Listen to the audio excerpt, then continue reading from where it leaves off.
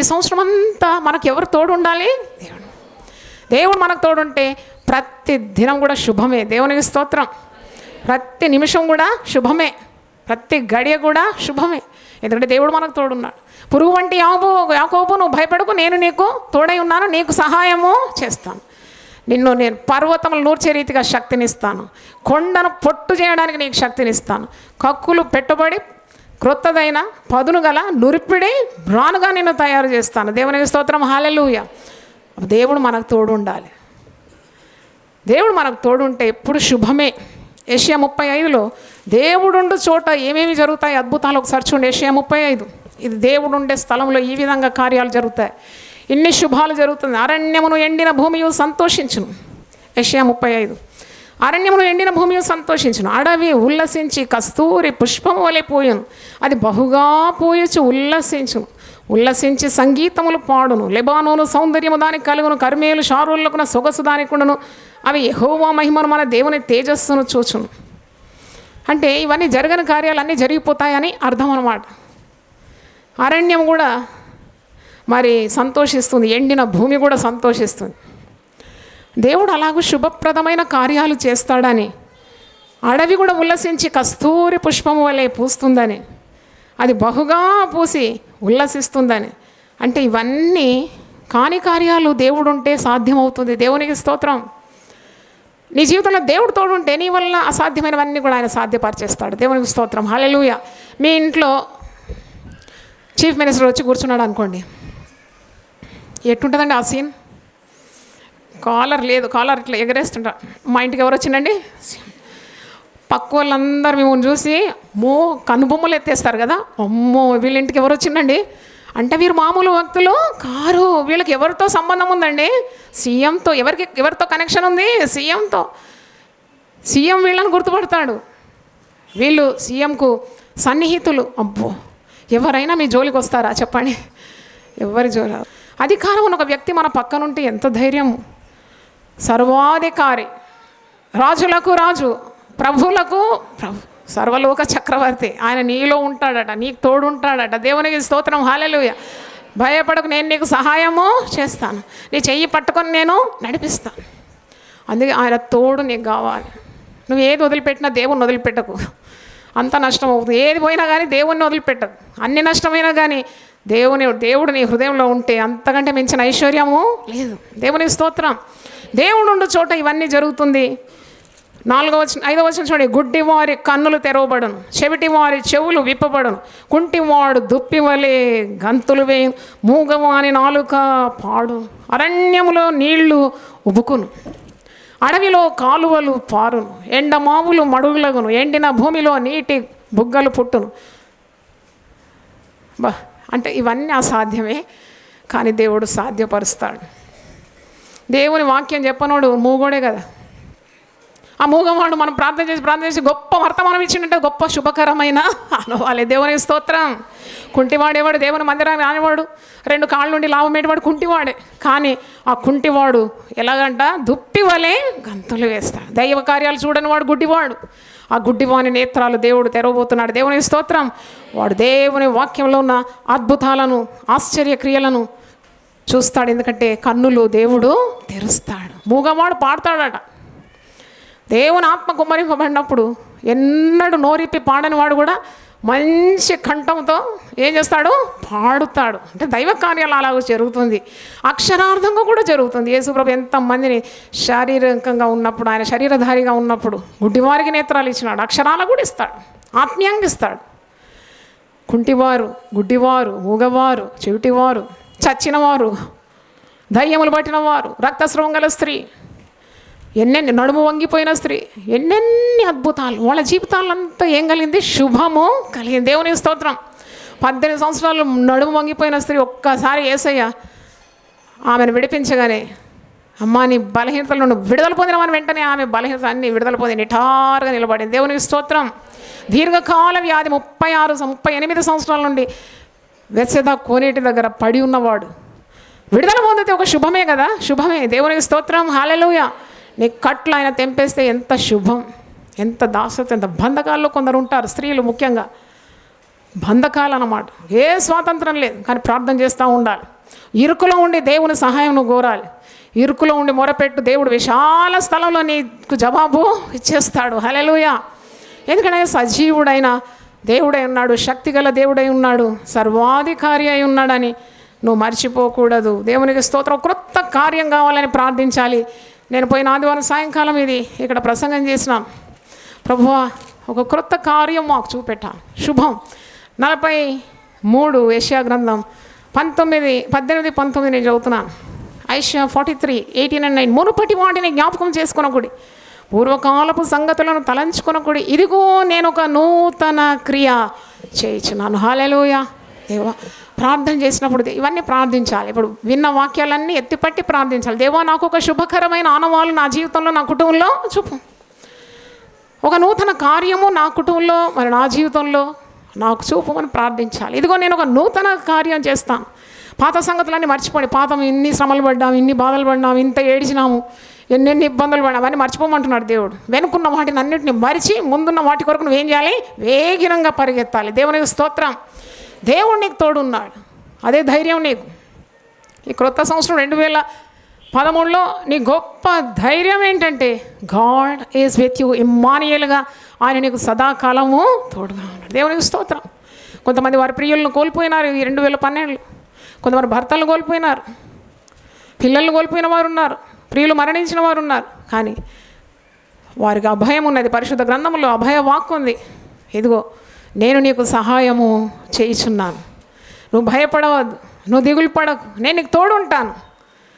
ఎంత గొప్పది! నువ్వు బలహీనుడ, నా బలాన్ని నీకు ఇస్తాను, నా మహిమను నీకు చూపెడతాను. నీ కొరకు నేను ఒక క్రొత్త కార్యాన్ని చేస్తాను, ఒక నూతన క్రియను చేయబోతున్నాను, ఒక శుభకరమైన ఆనవాలు నీకు చూపబోతున్నాను. దేవునికి స్తోత్రం. హల్లెలూయా. ఇక్కడ ఇప్పుడే అది మొలుచును, దాన్ని మీరు ఆలోచింపరా, నేను అరణ్యములో త్రోవ కలగజేయుచున్నాను. దేవునికి స్తోత్రం. అరణ్యం, దిట్టమైన అరణ్యంలో త్రోవ అసలు కనబడదు, కానీ గాడ్ కెన్ డూ వండర్స్. ఆ అరణ్యంలోనే దేవుడు నీకు ఒక మార్గము సిద్ధపాటు చేస్తాడట. అంటే నీకు ఆశ లేనప్పుడు, when you have lost all hopes, still God will be your way. దేవునికి స్తోత్రం. ఆయనే నీకు మార్గంగా ముందు నడుస్తాడు, మార్గాన్ని సృష్టిస్తాడని అర్థం.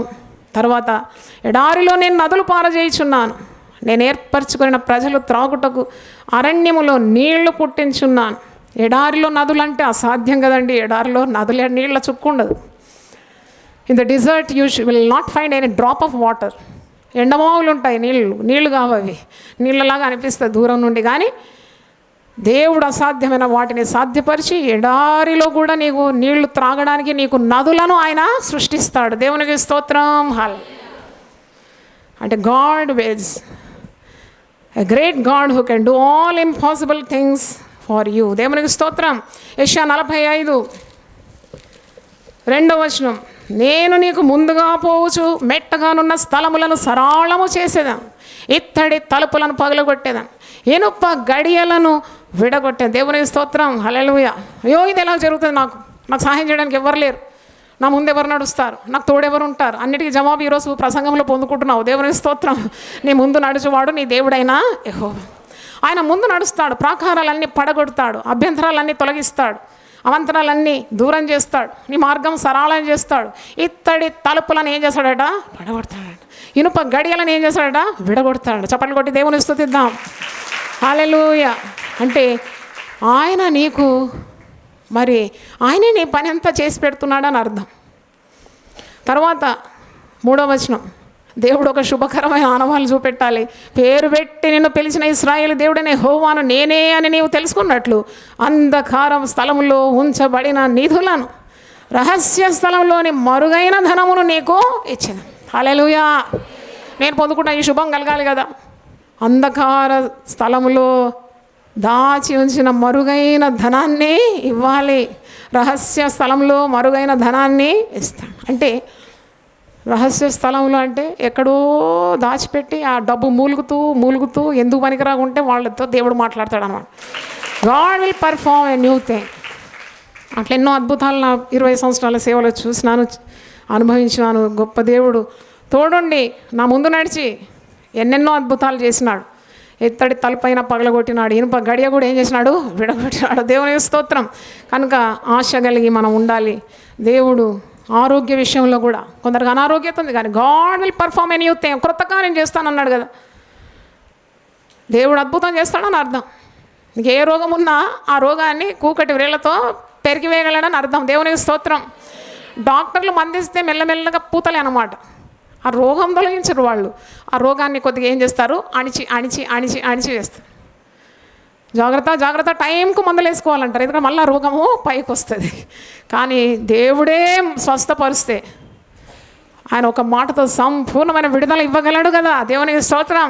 యెరెమీయా గ్రంథం 33:6 చూడండి. జెరెమియా 33:6. నేను దానికి ఆరోగ్యమును స్వస్థతను మరల రప్పించున్నాను, వారిని స్వస్థపరుచుచున్నాను. దేవునికి స్తోత్రం. హల్లెలూయా. ఆరోగ్యం ఇస్తాను, నీకు స్వస్థత ఇస్తాను. Believe God will going to do wonders in your life. తర్వాత వారికి సత్య సమాధానములను సమృద్ధిగా బయలుపరచదాం. దేవునికి స్తోత్రం. హల్లెలూయా. దేవా, శుభకరమైన ఆనవాళ్ళు మాకు చూపెట్టండి. ఇంకా మన గృహాల్లో కొందరు గుడికి రాకుంటే ఎంత బాధాకరం కదా. అట్టి వారి కొరకు నిరంతరం ప్రార్థన చేయాలి, ఆశను వేడుకోవద్దు. Keep on praying, keep on praying. యేసుప్రభు ఏమన్నాడు, ఎలా ప్రార్థన చేయమన్నాడు? అప్పుడప్పుడు ఇంత ప్రార్థన చేయమన్నాడా? కాదు. మీరు విసుగక నిత్యము ప్రార్థన చేయాలి. విసుగొద్దంట అంతే. ఎందుకంటే నీ జవాబు నిశ్చయం కదా. Your answer is definite. So why do you get discouraged? విసుగక నిత్యము ప్రార్థన చేయాలి. దేవునికి స్తోత్రం. హల్లెలూయా. God will in his own time he will make everything beautiful. ఆయన సమయంలో అన్నీ కూడా ఆయన సక్రమంగా చేసేస్తాడు. ఒక శుభకరమైన ఆనవాళ్ళు నీకు ఇస్తాడు. అప్పుడు చుట్టూ ఉన్నవారు చూసి, అబ్బా, ఇన్ని సంవత్సరాలు ఈమె ప్రార్థన చేసిందా, ఇప్పుడు మేము ఆ జవాబును చూస్తున్నాం. పగవారందరూ చూసి సిగ్గుపడినట్లు శుభకరమైన ఆనవాళ్ళు దేవుడు మనకు ఇస్తాడు. లోకమంతా చూసి నిజంగా దేవుడు మనల్ని ప్రేమిస్తున్నాడని నిరూపించుకుంటారు, మనకు తోడున్నాడని రుజువుపరుచుకుంటాడు. హల్లెలూయా. గట్టిగా చెప్దామా? హల్లెలూయా. కాబట్టి ప్రార్థనలో పట్టుదల కలిగి మొరపెట్టాలి, దేవుని సన్నిధిలో అడగాలి దేవుణ్ణి. నీ ప్రార్థన విజ్ఞాపన ఆయనకు తెలియజేయాలి. దేవుడు తప్పకుండా సకాలంలో నీవు జవాబు నీకు అనుగ్రహిస్తాడని మనం గొప్పగా నమ్మాలి. నీళ్ళనే ద్రాక్షారసంగా చేసినాడు కదా. అక్కడ ఒక ఏదన్నా పెళ్ళిలో మరి వంట వండినారు, అంతమంది కానీ ఎక్కువ జనం వచ్చినారు, అంత అయిపోయిందండి, బిర్యానీ అంత అయిపోయింది, ఉట్టి కూర మిగిలిందండి అంటే ఆ శుభమే కదా. అంటే వచ్చిన వాళ్ళు తృప్తి లేకుండా ఆకలితో ఆకలి మంటతో పోతుంటే అది శుభప్రదంగా అనిపించదు. ఒక మరి యేసుప్రభు వెళ్ళిన కనాను వివాహంలో అక్కడ ఒక వెలితి వచ్చింది. ఏంటంటే ద్రాక్షారసం ఏమైందంట, అయిపోయింది. ద్రాక్షారసంతో ఒక కొదువు అనమాట, ఒక వెలితి. కానీ యేసున్నాడు కాబట్టి అక్కడ వెలితి లేదు. ఆ నీళ్ళని ఏం చేసినాడు ఆయన, ద్రాక్షారసంగా మార్చేసినాడు. హల్లెలూయా, హల్లెలూయా. అంటే యేసు ఉన్న చోట ఏ కొదువు ఉండదు. యేసు ఉన్న చోట అసాధ్యమైనవి సాధ్యమవుతుంది. యేసు ఉన్న చోట నీళ్ళు ఏమైనాయి, ద్రాక్షారసం. నీళ్ళకి ఏం రుచి ఉంటుంది, చప్పగా ఉంటుంది, రంగు ఉండదు, సువాసన ఉండదు, రుచి ఉండదు. కానీ ఒక్కసారి ఆ చప్పటి నీళ్ళని ద్రాక్షారసంగా మారిస్తే ఎంత రుచి, ఎంత సువాసన, ఎంత రంగుతో కూడింది. మొదట ఇచ్చిన ద్రాక్షారసం కంటే శ్రేష్టమైనది వారు చివరి ఇవ్వగలిగినారని మనం వాక్యంలో చూస్తున్నాం. అంటే God can change things. Prayer changes things. హల్లెలూయా. ప్రార్థన సంగతులను స్థితిగతులను మార్చేస్తుంది. నీ విన్నపాలు దేవుని సన్నిధికి చేరి నీకు శుభప్రదమైన కార్యాలు దేవుడు చూపెడుతున్నాడు. దేవునికి స్తోత్రం. కనుక ఎప్పుడు విశ్వాసం కలిగి ఉండాలి. నువ్వు విశ్వాస మాటలే పలకాలి. దేవుడు గొప్ప కార్యాలు చేయబోతున్నాడని పలకాలి. హల్లెలూయా. You keep on telling, oh God will do wonders. ఇదే మాటలు చెప్పాలి. దేవుడు నాకు గొప్ప కార్యాలు చేయబోతున్నాడండి. దేవుని నేను ప్రార్థన చేస్తున్నాను. నాకు ఒక ఇల్లు లేదండి, కానీ దేవుడు నాకు ఇల్లు తప్పకుండా ఇస్తాడండి. దేవుని స్తోత్రం. 2013లో చాలామందికి క్రొత్త గృహాలు దేవుడు ఇవ్వబోతున్నాడండి. దేవుని స్తోత్రం. మీరు ఊహించలేదు. హల్లెలూయా. ఆకాశ పక్షుల గూళ్ళు, నక్కలకు బొరియలు ఉన్నాయంట. ఆయనకైతే తలవాల్చుకోవడానికి కూడా స్థలం లేకుండా, కానీ ఆయన పేరట మనకు దేవుడు ఎన్నెన్నో గృహాలు ఇవ్వగలడు. దేవునికి స్తోత్రం.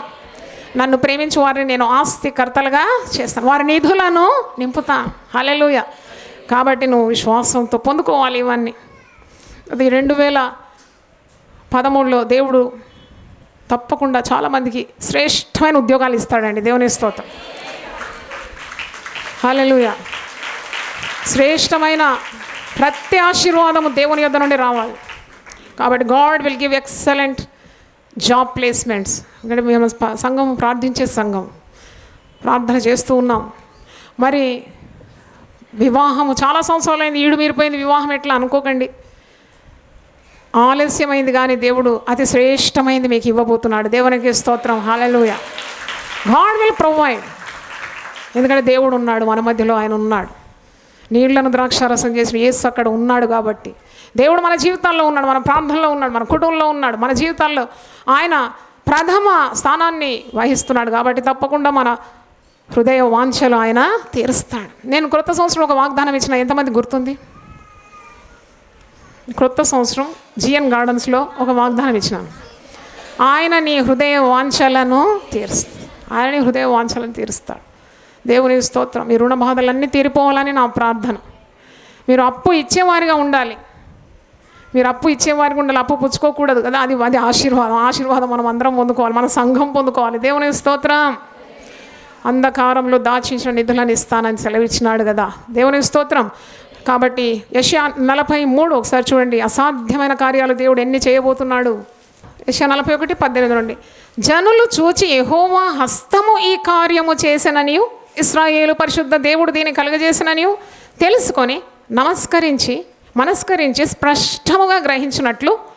అంటే ఇంతకుముందు మన ప్రార్థన ఏంటి? భక్తుడు చేసిన ప్రార్థన ఒక శుభకరమైన, ఎవరు చూసి సిగ్గుపడినట్లు? నా పగవారు చూసి సిగ్గుపడినట్లు. ఇక్కడ కూడా ప్రవక్త ప్రవచిస్తున్నాడు. జనులు చూచి యెహోవా హస్తము ఈ కార్యము చేశాను అని తెలుసుకొనున్నట్లు, ఇశ్రాయేలు పరిశుద్ధ దేవుడే దీన్ని కలుగజేసినని తెలుసుకొని మనస్కరించి స్పష్టంగా గ్రహించినట్లు. ఎన్నెన్ని అద్భుతాలు చూడండి. చెట్లు లేని మెట్టల మీద నేను నదులను పారజేసేదను, లోయల మధ్యను ఊటలను ఉబుకజేసేదను, అరణ్యమును నీటి మడుగ్గాను ఎండిన నేలను నీటి బుగ్గలుగాను చేసేదను. నేను అరణ్యములో దేవదారు వృక్షమును, తుమ్మ చెట్లను, గొంజి చెట్లను, తైల వృక్షమును నాటించేదను, అడవిలో తమాల వృక్షములను, సరళ వృక్షములను, నేరేడి వృక్షములను నాటేదను. అంటే ఆల్ ఇంపాసిబుల్ థింగ్స్, మనుషులకు అసాధ్యం, కానీ దేవుడు అది చేస్తాడు. నువ్వు చేయలేని కార్యాలు ఆయన చేస్తాడు. 105వ కీర్తన 2వ వచనంలో ఉన్నది, మీరు ఆయన చేసే ఆశ్చర్య కార్యముల గురించి ఒకరితో ఒకరు సంభాషించాలట. ఎల్లప్పుడూ నీ నోటి నుండి దేవుడు చేసే కార్యాలను వివరించాలి. ఆయన చేయబోయే కార్యాలు కూడా విశ్వాసంతో నువ్వు ప్రకటించాలి. ఆయన ఆశ్చర్యకరుడు, అద్భుతకరుడు. ఆయన తప్పకుండా నీకు అసాధ్యమైన కార్యాలు, నువ్వు ఊహించని కార్యాలు, నీవు ఆశించిన కార్యాలు, నీకు అసాధ్యమైనవన్నీ కూడా ఆయన నీ కొరకు చేసి పెడతాడు. దేవునికి స్తోత్రం. క్రొత్త సంవత్సరం 2013లో దేవుడు తన హస్తము, ఆ హస్త బలము మనకు తోడుంచి మనము చేసిన ప్రార్థనలన్నిటికీ గొప్ప గొప్ప జవాబులు మనమందరం పొందుకుందాం గాక. హల్లెలూయా, హల్లెలూయా. తల వంచండి, ప్రార్థన చేసుకుందాం. నా పగవారు చూచి సిగ్గుపడినట్లు నాకు ఒక శుభకరమైన అనుభవాలు చూపుము తండ్రి. నువ్వు నాకు సహాయుడవు కావాలి ప్రభువా అని వేడుకున్నాను. అవును ప్రభువా, లోకం మమ్మల్ని చూసినప్పుడు మాకే కొదువు ఉండకూడదు, ఏ వెలితి ఉండకూడదు. నాయన నీ కొదువులన్నీ నేను తీరుస్తానని సెలవిచ్చిన దేవుడు తండ్రి. పరిపూర్ణమైన ఆశీర్వాదాలు ఇస్తానన్నావు. సంపూర్ణమైన ప్రతివరము జ్యోతిర్మయుడైన తండ్రి యొద్ద నుండే వస్తున్నావు. పరిపూర్ణమైన బహుమానం మాకు ఇస్తానన్నావు తండ్రి. గొప్ప దేవ, మా ఆశలన్నీ నెరవేర్చమని ప్రార్థిస్తున్నాం. మా కొదువులన్నీ తీర్చమని ప్రార్థన చేస్తున్నాం. గొప్ప దేవ, లోకం చూసినప్పుడు మీరు మమ్మల్ని ప్రేమిస్తున్నారని తెలుసుకోవాలి, మాకు తోడున్నావు అని తెలుసుకోవాలి, నీ సన్నిధి మాకు తోడుగా ఉందని వారు తెలుసుకోవాలి. ప్రభు, మా శత్రువులు కూడా గమనించాలి దేవుడు మాకు తోడున్నాడని. ప్రభువా, అసాధ్యమైనవన్నీ సుసాధ్యం చేస్తానని వాగ్దానం ఇచ్చిన దేవుడు నాయన. ఎన్నెన్నో కార్యాలు పరిశుద్ధ గ్రంథంలో మేము చూసినాం.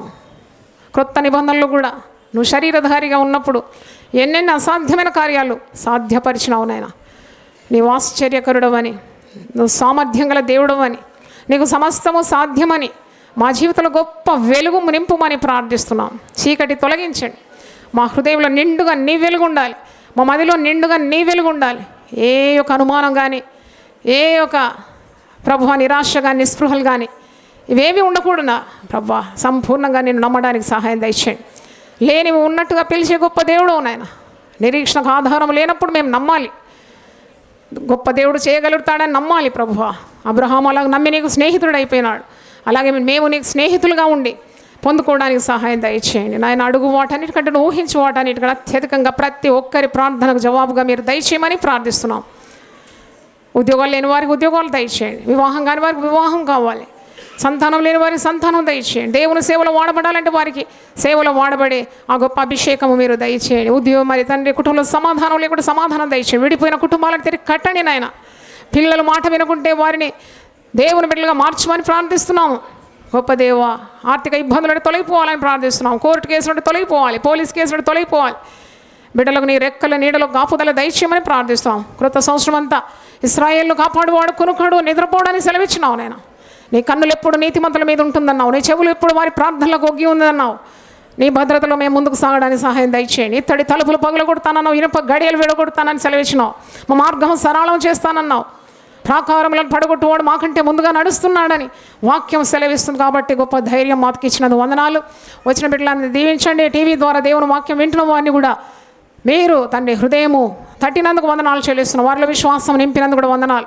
వారిని వారి కుటుంబాలను కూడా మీరు దీవించమని, ప్రతి అవసరతని మహిమేశ్వరులు ఓ క్రీస్తు యేసునందు మీరు తీర్చగలరని చేతులెత్తి ప్రతి ఒక్కరిని ఈ క్రొత్త సంవత్సరం ఆశీర్వదించి దీవించి ప్రభు గొప్ప చేయమని యేసు పరిశుద్ధ నామములో అడిగి వేడుకుంటున్నాను తండ్రి.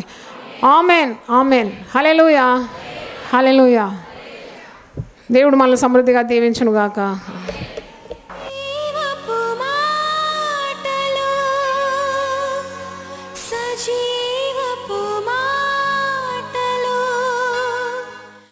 స్తోత్రములు. మీ అందరికీ వందనాలు.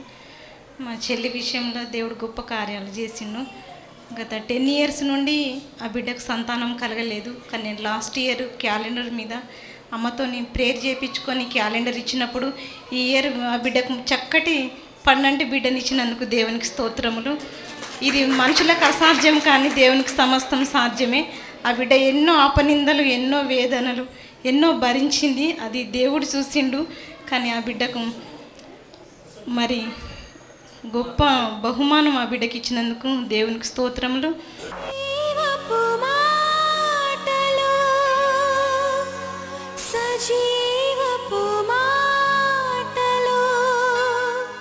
నా పేరు కవిత. నేను 2012 January 1 నుంచి చర్చికి వస్తున్నాను. అంతకుముందు నాకు ఎప్పుడు హెల్త్ బాగుండకపోయేది. వీక్నెస్తో ఇయర్ మొత్తం కోల్డ్, దగ్గు, జలుబు, జ్వరం అన్నీ ఎప్పుడు బిజీగా ఉంటుండేదాన్ని. అయితే న్యూ ఇయర్ చర్చికి వచ్చాక ఇక్కడ ఇచ్చే ప్రామిస్ కార్డులకు చాలా వాల్యూ ఉంటుందని మా ఫ్రెండ్ చెప్పింది. అయితే ప్లీజ్ గాడ్ నాకు ఒక జాబ్ వచ్చేలాగా సహాయం దయచేయండి అని బాగా ప్రేయర్ చేసుకున్నా. కానీ నాకు ప్రామిస్ కార్డులో ఏమొచ్చిందంటే నీకు మంచి ఆరోగ్యము కలుగజేద్దును అని వచ్చింది. అయ్యో ప్రభువా, నాకు ఆరోగ్యం ఇప్పుడు అంత ఇంపార్టెంట్ కాదు కదా, జాబ్ కదా అనుకున్నా. సర్లే పోనీలే చూద్దామని అనుకున్నా. అంతే, అప్పటి నుంచి 2012 టోటల్గా ఒక్క టాబ్లెట్ కూడా వేసుకోలేదు నేను. ఎప్పుడు సంపూర్ణ ఆరోగ్యంతో ఉన్నాను.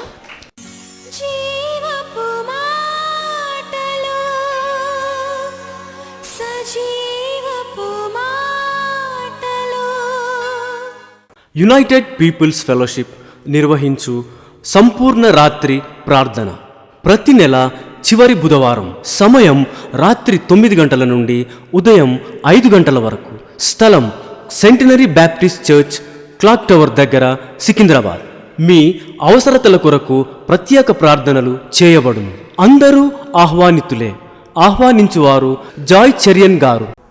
ఇంతవరకు మీరు జాయ్ చెరియన్ గారి సందేశం విని ఆశీర్వదింపబడ్డారని నేను నమ్ముచుంటున్నాను. మీ స్పందన మాకు తెలియజేయండి. మరియు మీ ప్రార్థన అవసరతలు మా ఆత్మీయ పుస్తకములు పొందుకొనుటకు మాకు ఫోన్ ద్వారా కానీ, లేక ఉత్తరం ద్వారా కానీ, మరి ఈమెయిల్ ద్వారా కానీ మాకు తెలియజేయాలని మేము మీకు మనవి చేస్తున్నాము. మా address Joy Cherian, United People's Fellowship, house number 1-9-52 by E by 3, Ramnagar, Hyderabad 5,20,000. Phone number 04027624030. మరి ఒకసారి 04027624030. మా ఈమెయిల్ joycherian@hotmail.com మరియు వెబ్సైట్ www.unitedpeoplesfellowship.com. మా ప్రార్థనా కూటములు ప్రతి శుక్రవారం రామ్నగర్ ఆలయంలో ఉపవాస ప్రార్థనలు సాయంత్రం 4 నుండి 8:30 గంటల వరకు ఉంటుందని తెలియజేస్తున్నాను మరియు ఆ కూటములకు ఆహ్వానిస్తున్నాను. మరియు ప్రతి ఆదివారం రామ్నగర్ ఆలయంలో ఉదయకాల ఆరాధన 6 నుండి 8:30 గంటల వరకు మరియు ఆదివారం సాయంత్రం 5 నుండి 8:30 గంటల వరకు GN గార్డెన్ ఫంక్షన్ హాల్, చేపల మార్కెట్, పార్షిగుట్ట దగ్గర రామ్నగర్లో సిస్టర్ జాయ్ చరణ్ గారు ఆశీర్వాదములు కలిగించు దేవుని 1000 ఆదేశములు అక్కడ అందిస్తారని మనవి చేస్తుంటున్నాను. యెహోవా మా ప్రభువా, ఆకాశములలో నీ మహిమను కనపరచువాడా, భూమి అందంతటా నీ నామము ఎంత ప్రభావము గలది.